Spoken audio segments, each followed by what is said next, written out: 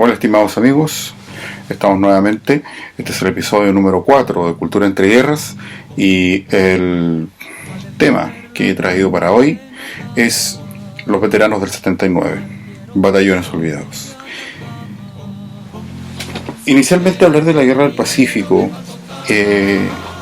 por mucho que hoy quiera ser un tema olvidado específicamente en el ámbito político, en el ámbito social y cultural de nuestro país, sigue siendo un tema gravitante. Lo que me ha motivado a hacer este programa de hoy son dos puntos importantes. El primero es que el 13 de enero pasado se celebró una vez más el Día del Veterano, un día instaurado a principios del siglo XX, 1924, si mal no recuerdo, para celebrar, honrar y agasajar a todos aquellos veteranos que aún estaban vivos, que no eran pocos, y que merecían todos los homenajes que la patria les podía brindar en ese entonces. Celebraciones formales, desfiles, ceremonias cívico-militares, patrióticas, de todo tipo. Y el segundo, y que no es menos importante, es que yo personalmente soy un tataranieto de un veterano de la Guerra del Pacífico, que ha sido una historia familiar que me ha acompañado desde aproximadamente de los 6 años, que fue cuando tomé conocimiento de que había un familiar que había combatido en la Guerra del Pacífico. Mi tatarabuelo, el sargento segundo Francisco Castillo Marín. Por lo tanto ha sido un hecho gravitante en mi vida el hecho de ser descendiente de un veterano, algo que toda mi vida me ha llenado de orgullo por lo que él pudo haber hecho en la guerra, pequeño o grande, da lo mismo. El solo hecho de haber sido un veterano, de haber estado allí en un momento crucial de la historia de nuestro país, un momento que cambió, generó un giro importante en lo que va a ser el Chile futuro. Para mí ya eso es sumamente importante. El año pasado tuve el honor de recibir de parte del Ejército de Chile el certificado de veterano de la Guerra del Pacífico, el certificado, la hoja de servicio de mi tatarabuelo en la Guerra del Pacífico, y que ya con 19 años, en 1884, participa en la campaña de la Sierra. Por lo tanto, esa es la segunda y también muy importante justificación para el episodio de hoy. Entonces vamos a entrar en materia directa con este tema. Primero hay que contextualizar la situación de Chile por allá en 1883, cuando ya Chile había consolidado la ocupación del Perú, estaba en pleno afianzamiento de un gobierno provisional, y decide posteriormente emprender una campaña punitiva en la Sierra. Muchos especialistas opinan que la campaña no tenía sentido, y en definitiva a Chile le costó mucho. Fue una campaña que terminó por desangrar a una parte importante de los ejércitos que allí participaron. Muchos hombres enfermaron en la breña o en la sierra, debido a las condiciones climáticas, de la altitud geográfica, y también enfermedades como la malaria y también otras enfermedades infecciosas provocadas por las moscas de la arena o gergenes, que nosotros conocemos acá en Chile, y que ocasionaron una enfermedad bastante repulsiva, que eran tumores que se producían en la zona donde estas moscas picaban, y que de ellos hay registros fotográficos. Por lo tanto fue una campaña bastante sufrida, se podría decir que mucho más sufrida que la misma campaña en el desierto, porque si bien la sierra tiene agua, en un sector donde no hay escasez de agua, en las condiciones climatológicas, la humedad y por sobre todo la altitud geográfica terminó por mellar la resistencia de la tropa. Si bien no se dieron los casos de deserción que se dio en las tropas peruanas y en las bolivianas, la moral de la tropa ya venía caída por diferentes aspectos, inclusive el tema salarial, que era un tema pendiente en muchos de los ejércitos que participaron. Me refiero a ejércitos porque no solamente era el ejército de Chile, sino que también unidades de la Guardia Civil o batallones cívicos movilizados, que no eran batallones de ejército, eran algo así como era una Guardia Civil, concretamente. Este problema del atraso de los sueldos, de las remuneraciones, de las compensaciones de guerra, es un tema que ya tempranamente se estaba viviendo por allá por el año 1880. Los periódicos de la época ya comienzan a mencionar esta situación, por lo tanto se comienza a dar obviamente un cierto malestar en la tropa, que no se expresó obviamente en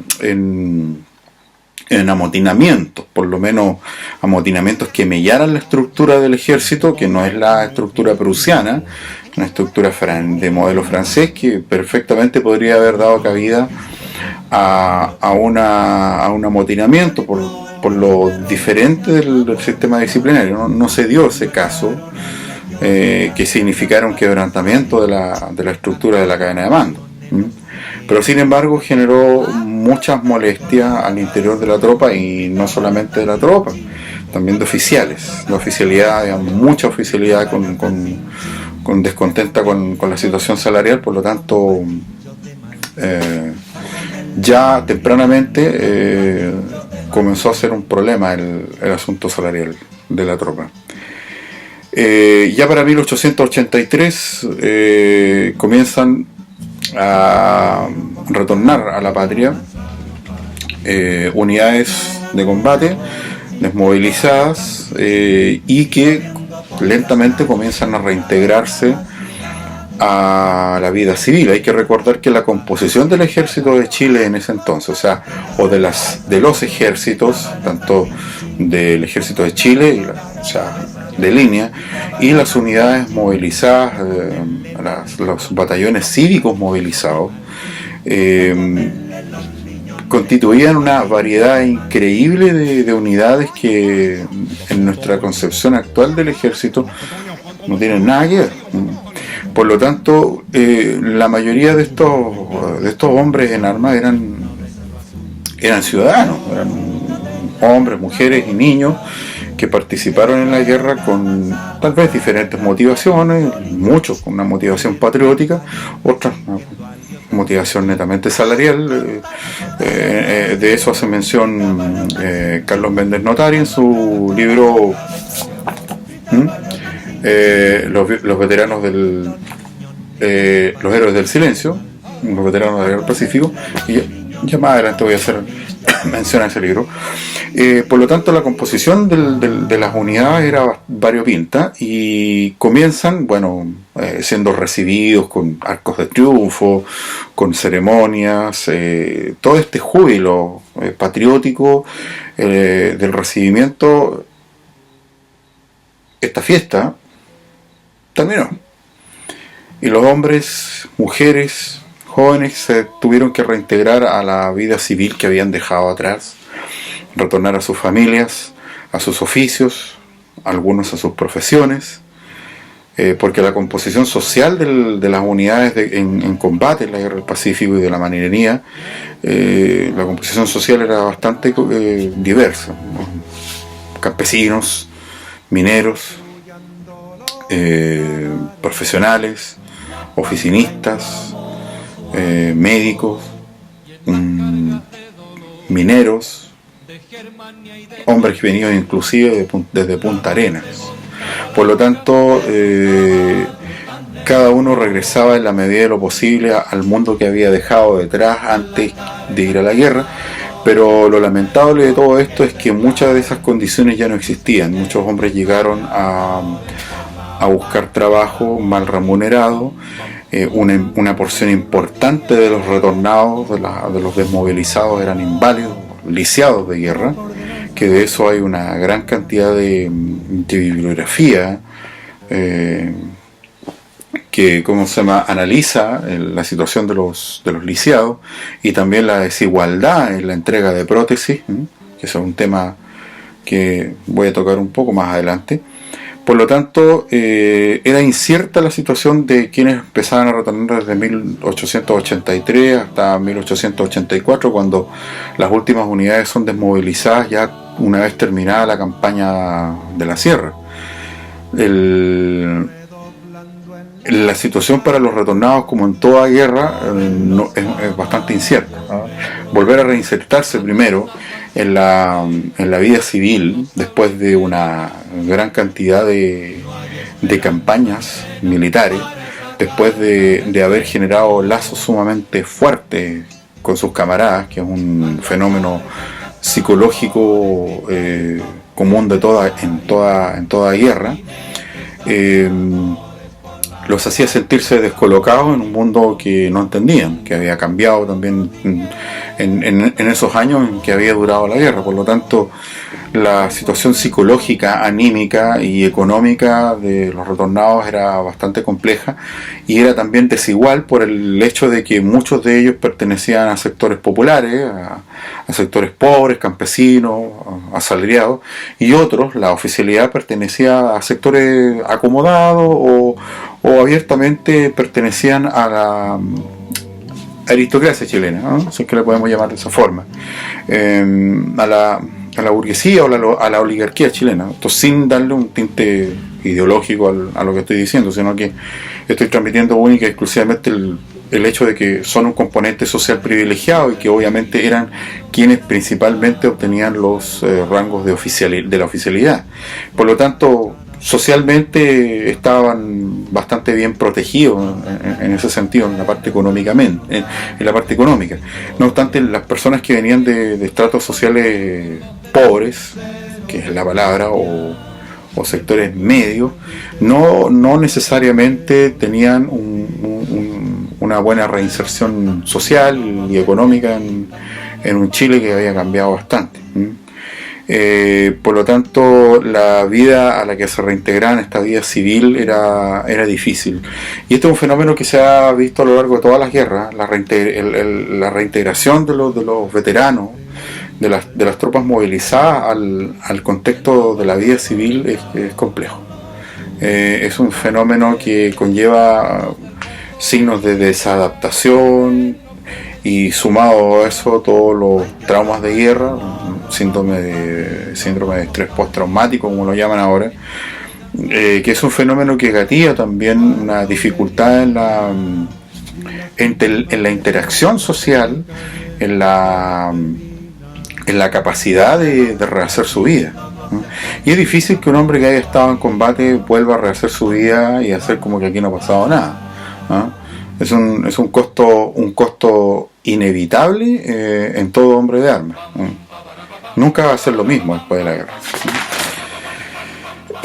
Por otro lado, tomando en consideración la difícil capacidad de reinserción de los veteranos en términos económicos, en términos laborales y en términos socioemocionales, se suma también en que el Estado y los gobiernos de turno dieron una ayuda sinceramente insuficiente,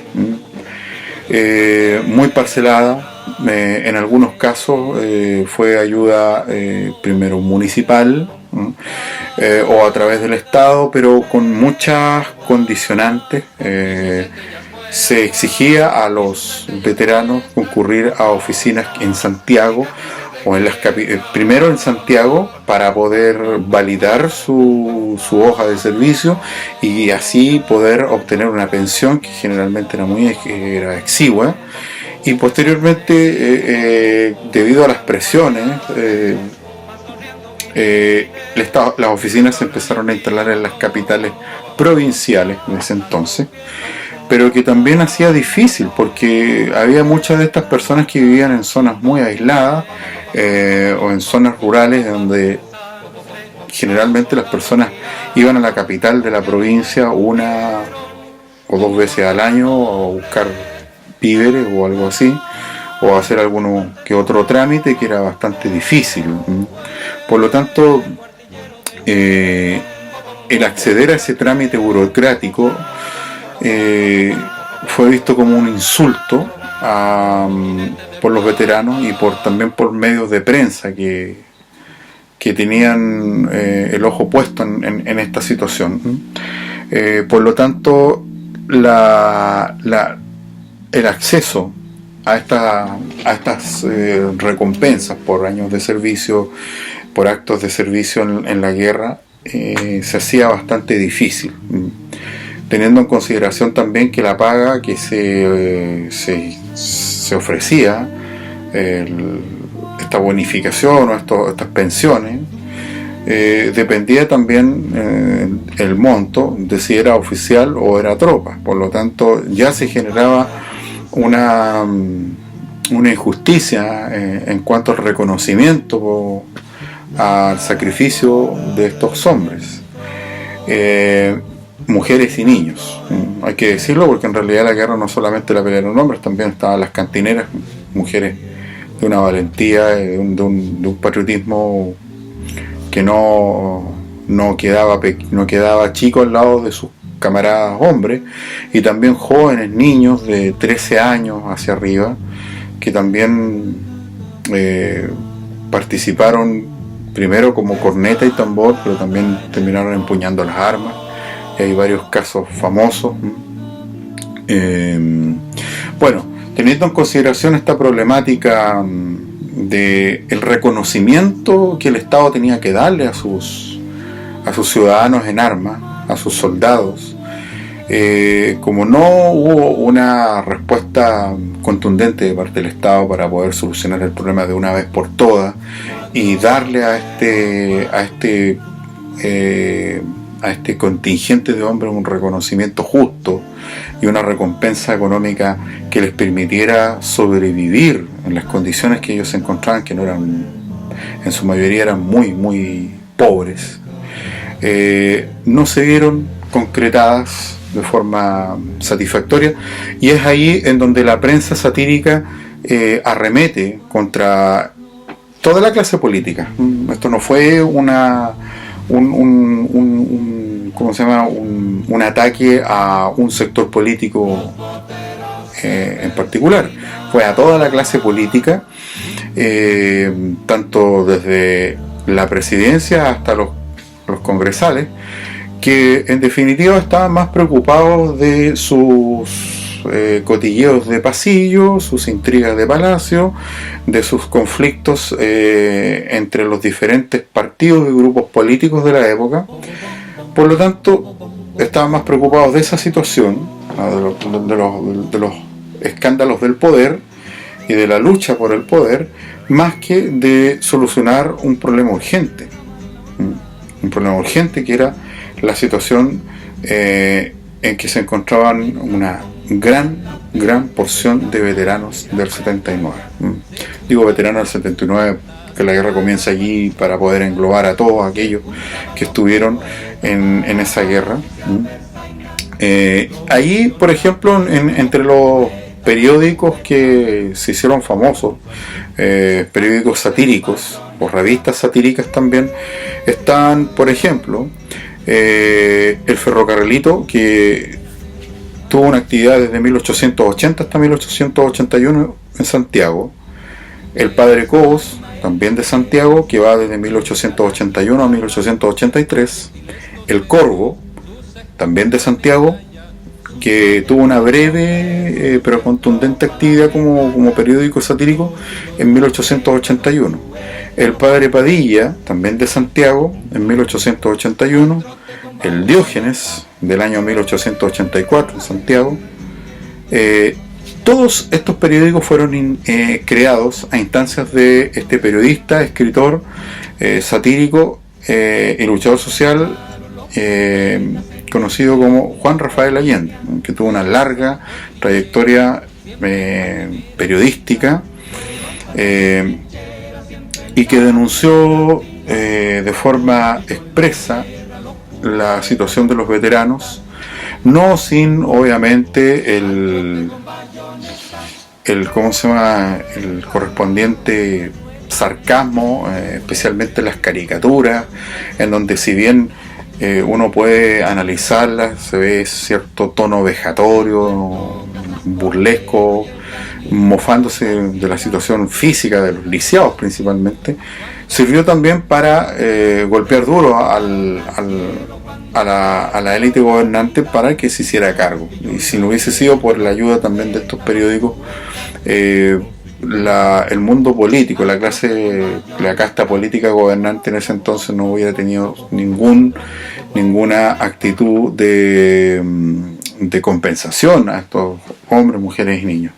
Por otro lado, tenemos el único periódico conservador de la época que también hizo eco de lo que Juan Rafael Allende, que era un liberal, había hecho por el tema de los veteranos, que era el periódico José Peluca.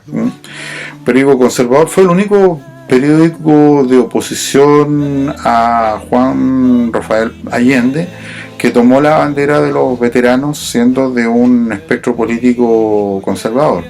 Pero hay que recordar que también la Iglesia Católica generó bastantes instancias de ayuda por intermedio de la caridad a los veteranos, ¿no? Ahora, en conclusión podemos decir que y aquí es donde quiero mencionar este interesante trabajo de investigación, Héroes del Silencio, de el ex oficial de ejército Carlos Méndez Notari. Este es un libro maravilloso. Fue publicado en el Centro de Estudios Bicentenario y el año 2009. Es un libro que lamentablemente hoy día se encuentra descontinuado. No ha habido una segunda edición. Yo tengo esta, que es la única, que lo compré por internet a un precio bastante aceptable. Me he encontrado con otros precios de este mismo libro exacerbados. No podría pagar 30 lucas por este libro, pero sin embargo, como estaba en un buen precio, lo compré. He estado revisando, leyendo, y es un libro contundente porque les voy a leer una parte de este libro, la contratapa, donde hay una presentación. Dice: Los Héroes del Silencio, 1884-1924, es una historia llena de privaciones, incomprensiones y desconocimientos. Varios de aquellos que partieron a la guerra del Pacífico no volvieron. La mayoría lo hizo, algunos tal como partieron y otros enfermos o lisiados, pero regresaron y desearon reintegrarse a la vida que llevaban antes de partir. Es la preocupación por la suerte que corrieron los soldados para reiniciar la vida de posguerra lo que origina este estudio, una investigación que aborda desde una perspectiva diferente las consecuencias de la guerra del Pacífico en sus propios soldados. Este es el primer trabajo de historia social en el campo de la historia militar, y tiene un mérito doble porque es hecho por un ex oficial. En ese entonces Carlos Méndez Notari todavía era coronel, tengo entendido, del Ejército de Chile, y fue director del Museo de Historia Militar. De hecho, él aparece entrevistado en el programa de la Guerra del Pacífico, que es dirigido o que es presentado por Rafael Cavada. Este lo pueden buscar en YouTube y ahí salen unos datos bastante interesantes respecto al reclutamiento de la tropa en la Guerra del Pacífico. El libro en el fondo nos habla con datos muy certeros, datos estadísticos, datos por ejemplo, del tema de las remuneraciones, las pensiones, un listado por ejemplo, de los montepiados, de los ¿cómo se llama? De los montepiados por concepto a los veteranos del 79 de parte de la Tesorería General de la República, con los montos por pensión, en cantidades, en pesos, pero también aborda la problemática social de esta generación de hombres, mujeres y niños que dio lo mejor de sí para que Chile fuera lo que es hoy. La Guerra del Pacífico no es un hecho que lo podamos, un proceso o un hecho que lo podamos archivar en una carpeta y dejarlo ahí juntando polvo. La Guerra del Pacífico todavía sigue siendo un hecho relevante y que define, y que terminó definiendo nuestra situación geopolítica en el Cono Sur. No es por menos que todavía nuestras Fuerzas Armadas sostienen la HB3, la hipótesis vecinal 3, que es la hipótesis de seguridad nacional respecto a los vecinos que tenemos tanto en el norte como al otro lado de la cordillera. Por lo tanto, quienes pretenden hoy día borrar la importancia de la Guerra del Pacífico y la importancia de aquellos que dieron su vida, que entregaron con todo el amor patriótico su sangre en esta guerra, están completamente equivocados. La Guerra del Pacífico nos dio dos grandes regiones en el norte, de las cuales Chile se impulsó para poder llegar a un desarrollo tal en la actualidad que ha permitido obviamente a muchos o a miles de chilenos trabajar en el norte grande, en las mineras. Esos recursos que hoy día ciertos sectores políticos olvidan que fueron conquistados con el corvo, la bayoneta, el fusil, la artillería y la sangre de muchos chilenos aguerridos, hoy es olvidada. Tengo también este otro libro que también lamentablemente está en una sola edición, tiene un solo tiraje, que se llama Participación del Choapa en la Guerra del Pacífico 1879-1884, del historiador regional Joel Avilés Leiva, que es un colega del área de historia y también un camarada en estos temas de la historia de la Guerra del Pacífico, una persona con la cual he aprendido bastante. Como profesor de historia he aprendido bastante de él. Uno siempre aprende de otros colegas que llevan la delantera en el ámbito de la investigación. Lamentablemente el libro no ha sido reeditado. Sería ideal que esta gran investigación, que dice mucho de los componentes de nuestra región, de la región de Coquimbo, especialmente de la provincia del Choapa, lo que ellos hicieron en la guerra, en el batallón Coquimbo y en otras unidades que participaron en la guerra. Esto es un estudio completo que también aborda en algunas de sus partes el tema de los veteranos. Por lo tanto, tiene una información cuantiosa.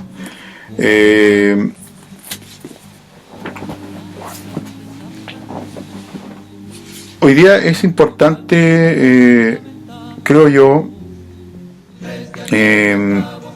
darle el reconocimiento públicamente a nuestros veteranos. No podemos olvidar lo que ellos hicieron, porque detrás de todos estos logros comerciales, mineros, industriales que Chile logró con posterioridad a la Guerra del Pacífico, están sobre una base de hombres que se sacrificaron por la patria. Es muy diferente el caso del Perú y Bolivia. En el caso de Perú y Bolivia, la tropa generalmente peleaba por sus dueños, por los latifundistas o sus patrones. No había un concepto de organización estatal y un concepto de interiorización o de apropiación de un ideario nacional. Chile trabajó arduamente desde el periodo de la independencia hasta la consolidación del Estado de Chile en la década de 1830 hasta 1879, cuando estalla la guerra. La tropa chilena, a diferencia de la tropa boliviana y en cierta medida la tropa peruana, tenía un concepto de nacionalidad y de patriotismo y de valores patrios que habían sido inculcados durante por lo menos todo el periodo que les mencioné recién, o sea, desde el proceso de independencia hasta 1879. Esa educación patriótica, esa formación de valores patrios dio como resultado en que con posterioridad fueron innecesarias las levas de parte del ejército para poder llevar gente enganchada a la guerra. Posterior a la muerte del capitán Prat en la cubierta del Huáscar, significó un antes y un después, porque ese acto de valentía hizo que una gran cantidad de jóvenes, hombres, mujeres y niños de 13 años hacia adelante, o menos tal vez, concurrieran a los diferentes cuarteles para enlistarse e irse al norte. Por lo tanto, en conclusión, creo que deberíamos dar nuestro agradecimiento a aquellas personas, a aquellos hombres, mujeres y niños que nos entregaron este Chile que tenemos y que deberíamos cuidar. Finalmente y lamentablemente en 1891 muchos de estos excombatientes de la Guerra del Pacífico tomaron las armas nuevamente, pero ahora en un conflicto fratricida que acabó con una buena parte de aquellos que ya habían peleado en la Guerra del Pacífico. Y allí también donde el Estado de Chile comienza a decantar, comienza un proceso degenerativo que va a tener serias consecuencias en el siglo XX. El Estado y los gobiernos de turno fueron incapaces de reparar las compensaciones que les debían a los veteranos. Esto generó también una gran cantidad de veteranos mendigando en la calle, otros que se habían amparado en el delito, en el cuatrerismo, especialmente en las zonas urbanas, en las zonas rurales, precordilleranas, y como eran hombres que ya eran diestros en el manejo de armas, no le tenían miedo a nada, cayeron en la delincuencia, producto de la desesperación. Muchos de estos hombres murieron en la más absoluta de las pobrezas. El Estado atinó ya a principios del siglo XX, 1924 específicamente, a invitarlos a las fiestas cívicas, 21 de mayo, fiestas patrias, Día del Veterano, Día del Roto Chileno, etcétera, glorias navales. Los invitaba a desfilar, a izar el pabellón nacional, pero eso no compensó, lamentablemente, las vicisitudes de personas que se encontraban prácticamente en la miseria más absoluta. El Estado chileno tendió a olvidarse de ellos. Es obvio que el ejército de Chile hizo lo que pudo. No estaba en sus manos ayudar a los veteranos, pero no me cabe la menor duda que se hubiese tenido la posibilidad de hacerlo y el presupuesto para poderlo destinar a ayudar a los veteranos, o la Marina hubiese podido hacerlo, lo hubiesen hecho. Pero esto era un asunto del Estado chileno, no del Ejército o de la Marina. Este era un problema que el Estado no quiso solucionar y dejó en la mayor de las indefensiones y en el mayor de los olvidos a personas que dieron todo de sí por este país. La Iglesia Católica y otras organizaciones de beneficencia hicieron lo mismo, pero fue insuficiente, a tal punto que los veteranos formaron sus propias organizaciones, sus propias mutuales, sus propias asociaciones. Las viudas, esposas, hijas de veteranos también formaron organizaciones. Ahí está la Sociedad de la Estrella de Chile, que todavía tiene un local acá en La Serena, pero no sabemos si todavía funciona, si hay alguien que todavía tenga la dirección de esta organización de damas que nació justamente como una organización de viudas y esposas de veteranos, en las cuales mi tatarabuela fue socia y que se encuentra sepultada en el mausoleo de las damas de Sociedad de Estrella de Chile. Por lo tanto, mis queridos amigos, yo los llamo a reflexionar en torno a esto. Este programa fue hecho no tanto con la finalidad de hacer una clase de historia, sino que llamar a una reflexión del olvido en el que se encuentran nuestros veteranos. Generalmente se habla de la Guerra del Pacífico en las clases. Yo lo he hecho muchas veces durante todos estos años que he impartido clases como profesor de historia, pero nunca me he olvidado de darle el reconocimiento a nuestros veteranos. Jamás me he olvidado, y en todas las clases que he hecho a lo largo de mi vida como profesor de historia, en las que he tenido que hablar de la Guerra del Pacífico, nunca he dejado de nombrar a aquellos héroes, de los cuales de uno de ellos corre sangre por mis venas y de las de mi hija. También debo estar agradecido porque no todo está perdido en este país. También hay gente que se ha preocupado en algunos momentos de la historia cultural de este país de ofrecer un tributo. Ahí están los Cuatro Cuartos con su disco Al Séptimo de Línea. Un hermoso trabajo de composición vocal que hoy día es defenestado por ciertos grupos políticos que consideran que eso es fascismo. Pero también hay hombres jóvenes que han hecho lo suyo. Y aquí quiero destacar el trabajo de un querido amigo mío, Michael Vidal Toledo, de Villa Alemana, y su banda 1879. Aquí tengo 3 trabajos de esta banda que basa su música, esto es black metal, basa su trabajo, su letrística, su visión, y el tape, su visión como banda en la Guerra del Pacífico. Y le ha rendido tributo en todos estos años de carrera musical a nuestros héroes, a nuestros soldados de la Guerra del Pacífico, a nuestros veteranos. Y quiero destacar el trabajo de Michael porque de quienes lo han acompañado en todos estos años en la banda, porque él es el gestor.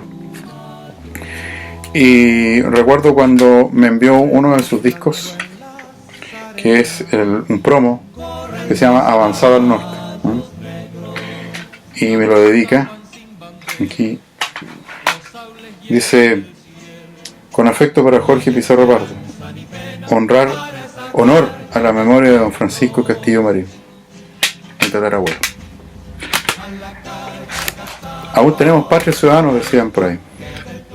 Todavía hay personas que desde el mundo de la música, yo sé que a muchos de ustedes a lo mejor no les interesa el black metal, y no es necesario que les interese, pero sí es interesante ver que hay jóvenes, hombres jóvenes, músicos, que sí están preocupados por el legado de nuestros veteranos, de nuestros soldados, de nuestros patriotas, y eso es mucho más importante. Les recomiendo revisar los links que les voy a dejar, que les dejo acá en la descripción de este video, para que revisen el material. Voy a dejar el PDF, el link para que descarguen este libro, que sí está en PDF, en la página memoriachilena.cl, todo legalmente. No les puedo dejar ningún link de este porque no está escaneado, no sé si estará en Memoria Chilena, lo dudo. Pero si lo encuentran, por último búsquenlo en internet. Voy a dejar la descripción también de este libro para que busquen, en una vez encuentran alguna copia y lo pueden comprar, ¿no? Y así colaboran a la difusión de mi querido colega Joel Avilés Leiva, un gran historiador, joven historiador, promete bastante. Les voy a dejar bastantes links acá en la caja para que ustedes puedan revisar también lo que a grandes rasgos comentado con ustedes hoy en día, he querido compartir. Sin nada más que agregar, darle las gracias a todos ustedes por escucharme. No se olviden de dar pulgar arriba, suscribirse y también difundir este material. Inviten a más amigos a verlo. Ya iremos perfeccionando de a poco este trabajo y quién sabe, les tendré alguna sorpresa para la próxima semana, porque es un hecho, este canal va a estar por lo menos editando de momento un video a la semana con un tema interesante para ustedes. Así es que nos estaremos viendo la próxima semana y muchas gracias por escucharme.